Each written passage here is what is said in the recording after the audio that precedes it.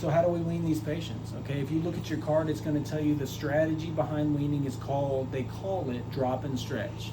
Now that's really easy to say, but what does it mean, right?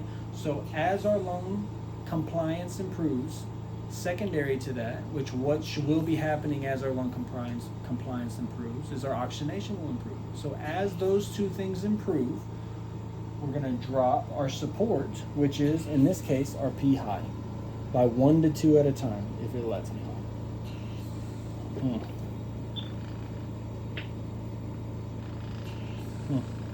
Come on. Too fast. I'm not.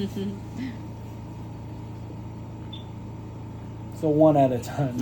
Okay. So just the theory behind that. So in the beginning, when your lungs are real stiff, we had to give them more and more pressure to keep them open.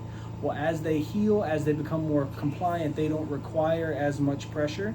So that's the support in this mode. We'll lower that down as they improve.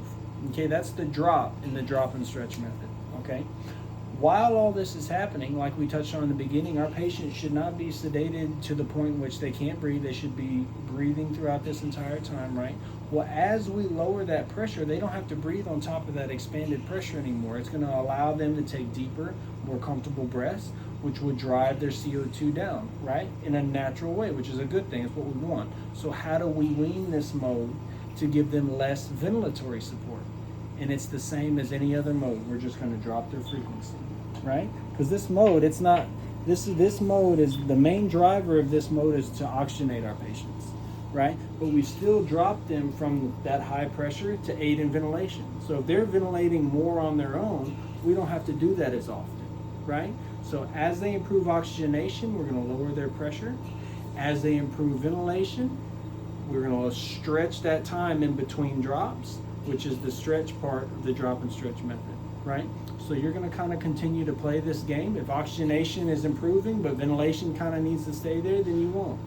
Or ventilation's improving, the oxygenation's kind of trailing behind, you'll just kind of play this tug of war with the body until we get down to a pressure in and around 20. A P high of 20 is going to be our happy zone.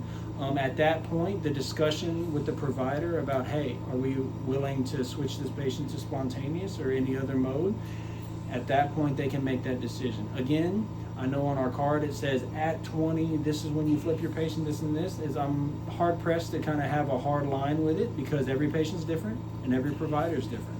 It's just a really comfortable thing. As you're weaning your pressure, our FiO2's down, our patient's breathing on their own, they're following commands, our P high is down to 20. Okay, at this point, I'm going to my provider and saying, hey, our patient's doing really, really well. Do you think it's time to go to spontaneous, right? So that is bi-level for the most part. Okay, start to finish, hyperoxygenating your patient, drop and stretch weaning method. Again, if any of this makes any sense, that's great. If not, we are always here in the office. Please, please, please come to us and ask any questions. Thanks, guys.